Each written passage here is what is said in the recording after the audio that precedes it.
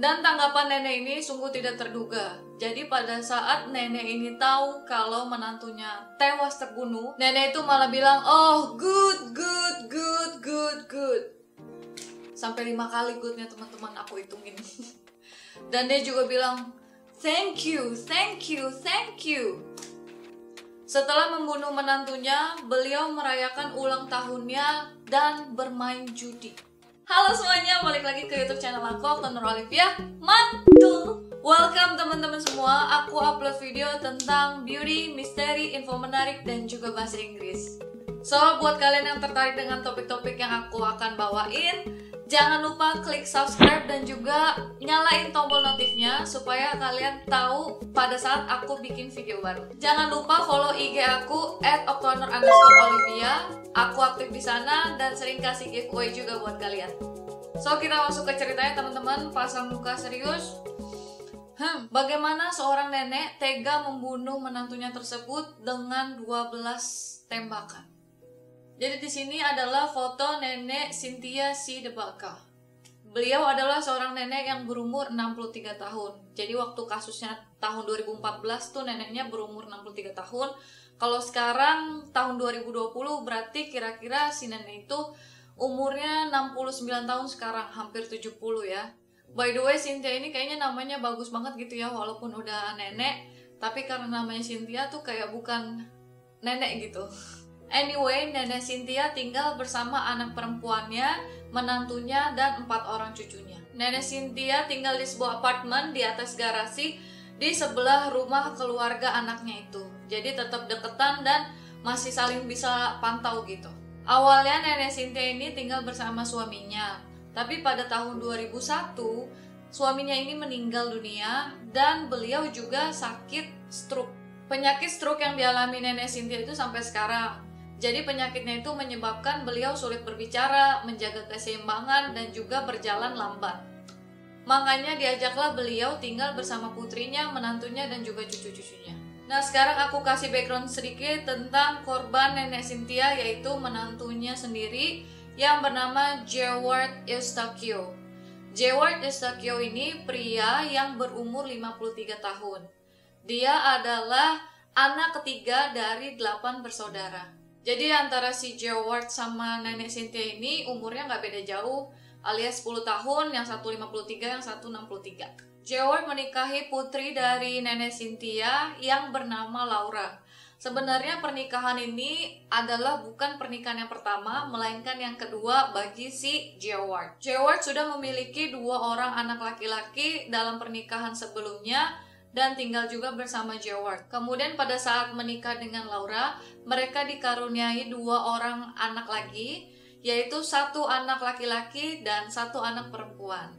Nah teman-teman, sekarang aku mau cerita tentang kehidupan sehari-hari mereka dan juga motif pembunuhan dari nenek Cynthia ini. Setelah itu baru kita ke kronologi kejadian, biar kalian juga nggak bingung sama ceritanya. Oke?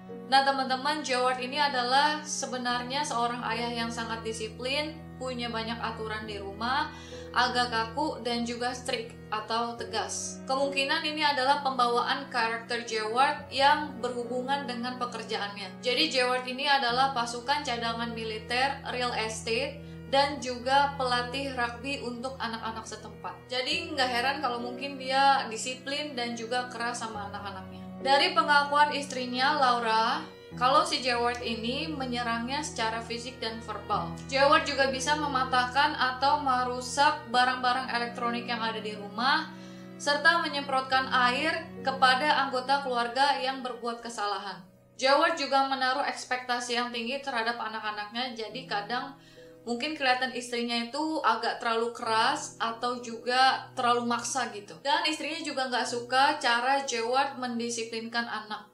Namun sebaliknya Jewart juga nggak suka cara Laura mendidik anak. Jadi itu ini basically perbedaan pendapat cara mengajar anak gitu antara suami dan istri. Nah si nenek Cynthia ini juga ikut nggak suka sama si Jewart. Jadi ada beberapa peristiwa yang bikin nenek Cynthia ini nggak suka juga sama Jewart selain peristiwa-peristiwa tadi. Nah, jadi si Jewart ini pernah membuang guci berisi abu almarhum suami nenek Cynthia, entah itu disengaja ataupun nggak disengaja. Terus si Jeward juga membuat peraturan kalau tidak ada boleh orang yang merokok di dalam rumah.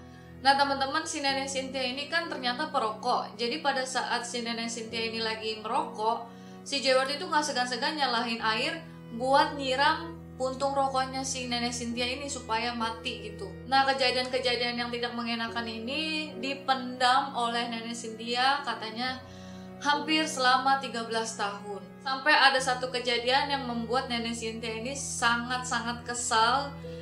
Dan kejadian puncaknya itu tanggal 11 Februari 2014, tepat pada saat ulang tahun Nenek Cynthia. Mungkin kalau kita lihat ini adalah hal-hal sepele, apalagi nanti yang aku ceritain kronologi hari-harinya.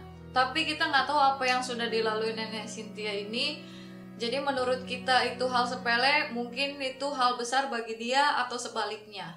Yuk sekarang teman-teman kita masuk ke kronologi kejadiannya.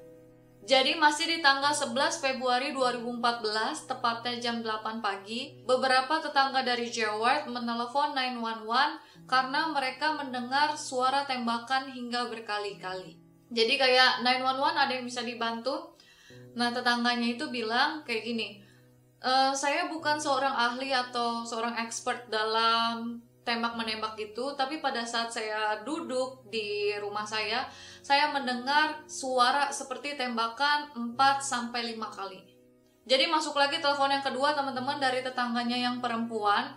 Jadi pada saat dia merapikan rambut, jadi kayak styling rambut gitu, dia mendengar suara tembakan berkali-kali dari arah luar. Pada saat dia buka jendela, dia dengar ada seorang laki-laki yang berteriak, help me, help me, help me, kayak gitu. Jadi kayak ada yang minta tolong gitu. Jadi pas teleponan sama 911 teman-teman, itu suara tembakan kayak jalan terus gitu. Sampai si ceweknya bilang, did you hear that?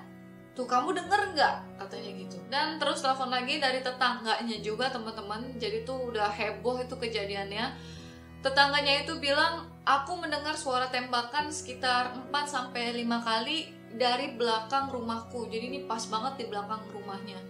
Terus ada seorang laki-laki yang berteriak help me gitu, jadi minta tolong.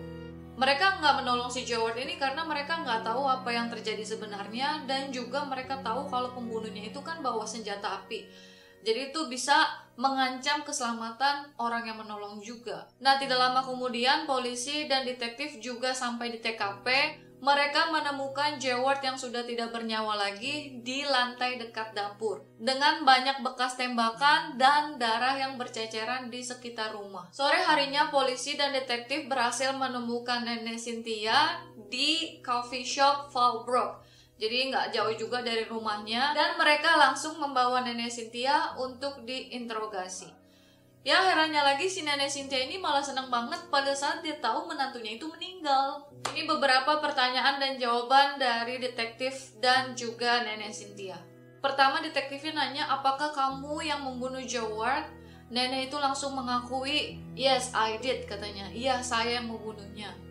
Lalu detektifnya bertanya lagi, apakah kamu menembak sampai pelurunya itu kosong? Terus Nenek Cynthia ini bilang, iya, sampai kosong. Detektifnya tanya lagi, apakah kamu memeriksa setelah menembaknya? Nenek Cynthia jawab, I don't care, katanya. Saya nggak peduli. I will do it again. Saya akan melakukannya lagi. Jadi kayak asal tembak aja lah, yang penting tembakan banyak segitu, nggak mungkin lah dia nggak mati. Gitulah ibaratnya teman-teman. Terus Nenek Cynthia tanya, is he dead? Detektifnya jawab, yes, he's dead. Ya, dia sudah tewas gitu, sudah mati. Dan Nenek Cynthia cuman ngerespon apa? Oh, good. Kayak gitu. Terus dia ngucapin terima kasih ke detektifnya. Kayak, thank you. Oh, good boy. Pokoknya, lalu detektif ini menggali informasi yang lebih lagi kepada Nenek Cynthia. Bagaimana beliau bisa membunuh menantunya sendiri.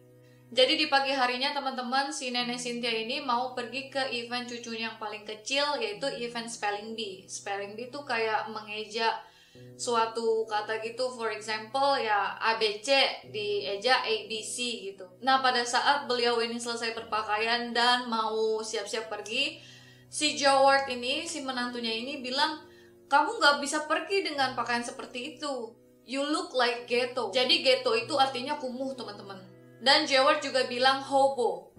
Hobo itu artinya tuh kayak gelandangan atau gembel gitu. Jadi maksudnya si Jeward nih, si Nenek Cynthia berpakaian seperti ini tuh kayak gelandangan dan juga kumuh gitu loh. Si Nenek Cynthia ini kan kesel banget gitu ya, geram banget. Jadi tuh dia langsung ambil pistolnya yang ada di apartemennya, terus langsung balik ke rumah Jeward dan menembaki Jeward dari belakang. Si Jeward pada saat itu sedang membawa cucian. Si Nenek Cynthia langsung menembakkan 5 peluru ke arah Jeward gitu kan. Jadi pas pelurunya habis, dia juga langsung berjalan lambat ke mobilnya untuk mengisi 5 peluru lagi teman-teman. Dan 5 peluru lagi berhasil ditembakkan ke tubuh Jeward. Jadi total udah 10 teman-teman, 10 tembakan. Dengan total 10 tembakan itu teman-teman, Jeward masih berusaha mempertahankan hidupnya. Jadi dia dengan merangkak kesakitan gitu masuk ke dalam rumah dan berhasil mengunci pintu. Si Nenek Cynthia yang belum puas melepaskan amarahnya ini, beliau mereload 5 peluru lagi dan kemudian beliau berusaha mengejar Jeward. Jadi beliau menembakkan pistolnya lagi lewat jendela dapur.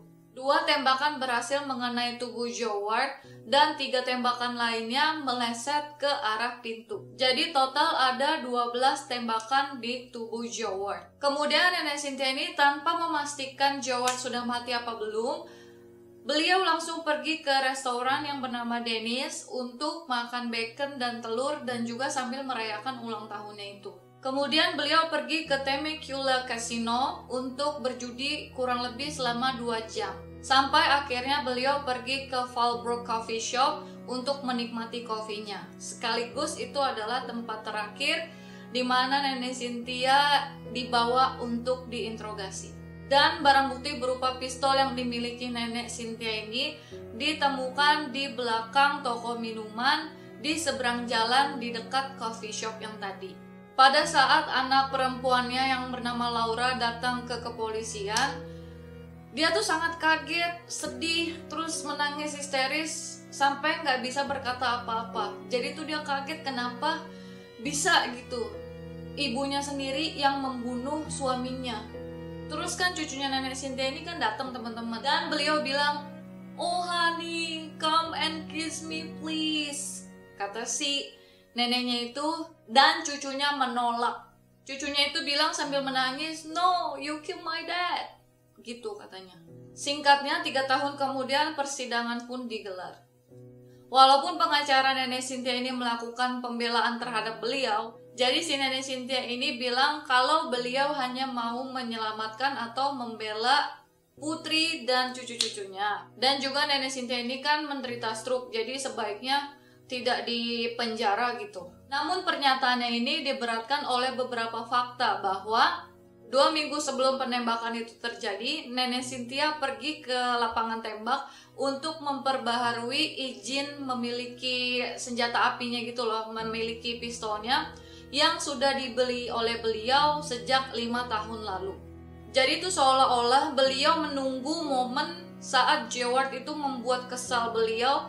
Jadi itu ada alasan untuk menembak si Jeward ini teman-teman. Dan pada saat rekaman videonya itu diputar di pengadilan, terlihat jelas kalau si Nenek Cynthia ini sama sekali tidak menunjukkan rasa penyesalan ataupun rasa bersalah terhadap apa yang dia lakukan gitu. Tapi sebaliknya dia justru senang, excited, dan juga bersyukur atas kematian menantunya itu. Akhirnya hakim memutuskan beliau harus menerima hukuman selama 50 tahun di penjara. Sebelum vonis dijatuhkan, Nenek Cynthia baru bilang, "I'm real sorry." So teman-teman, jadi ini beberapa pendapat dari keluarga Jeward dan juga istrinya Laura. Pada saat di pengadilan, Laura, istrinya Jeward, berkata, "Ini adalah sebuah tragedi. Aku mencintai ibuku dan aku mencintai Jeward." Terus dia bilang lagi, semoga setelah hari ini kita bisa move on. Jadi kayak setelah ini semoga kita bisa melupakan segalanya dan memulai kehidupan baru yang lebih damai. Jeorana, saudara perempuannya Jeward, berkata kalau Cynthia ini tidak menunjukkan sama sekali rasa penyesalan. Dan 50 tahun hukuman penjara itu sangat mudah baginya. Jeonisa, yaitu saudara perempuannya Jeward yang satu lagi, berkata bahkan kata monster itu tidak cocok baginya. itu terlalu bagus. Dia adalah iblis. Bagaimana Cynthia bisa melakukan hal yang kejam ini kepada orang yang mengajaknya untuk tinggal bersama? Ia tidak memikirkan konsekuensi yang akan diterima putrinya dan juga cucu-cucunya itu. Dan menurut Gionissa itu adalah definisi dari iblis. So, sekian cerita lengkapnya teman-teman. Hal apa yang kita bisa pelajari dari kasus ini? Please komen di bawah. Semoga kita juga menjadi menantu yang baik, mertua yang baik, dan dikelilingi oleh orang baik juga. Makasih banyak yang udah nonton. Sampai jumpa di video selanjutnya.